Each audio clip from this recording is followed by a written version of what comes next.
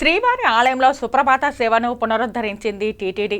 ధనుర్మాస నెల నేపథ్యంలో గత నెల 17వ తేదీ నుంచి శ్రీవారి ఆలయంలో సుప్రభాతంకు బదులుగా తిరుప్పావై సేవను నిర్వహించిన అర్చకులు ధనుర్మాస గడియలు ముగియడంతో తిరిగి నేటి వేకుజామున నుంచి శ్రీవారి ఆలయంలో స్వామివారి సుప్రభాత సేవతో మేల్కొల్పారు అర్చకులు.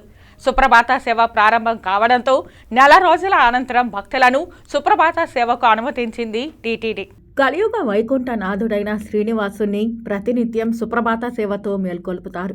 కౌసల్య సుప్రజారామ పూర్వ సంధ్య ప్రవర్తతే అంటూ స్వామివారికి మేల్కొలుపు ప్రారంభమవుతుంది.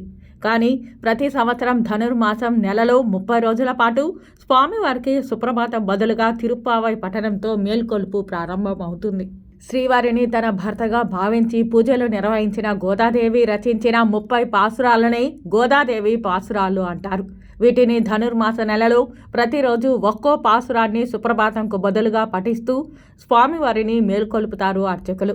ఇక ఈ నెల రోజుల పాటు స్వామివారికి నిర్వహించే సహస్ర నామార్చనలో నిత్యం ఉపయోగించే తులసి దళాలకు బదులుగా బిల్వ పత్రాలతో నిర్వహిస్తారు.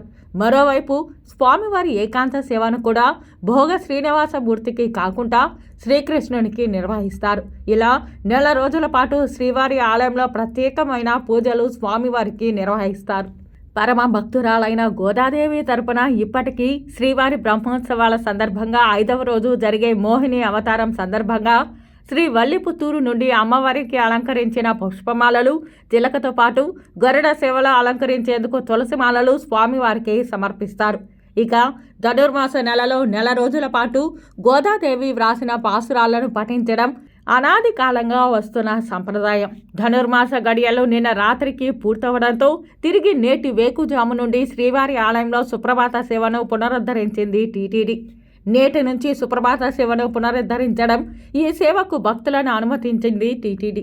ధనుర్మాస గడియలు ముగియడంతో ఇక సాధారణ రోజులాగానే శ్రీవారి మూలవర్లకు జరిగే సహస్ర నామార్చన సమయంలో తులసి దళాలను వినియోగించనున్నారు అర్చకులు. ఇక నేటి నుంచి ఏకాంత సేవను కూడా భోగ శ్రీనివాసమూర్తికి నిర్వహించనున్నారు అర్చకులు.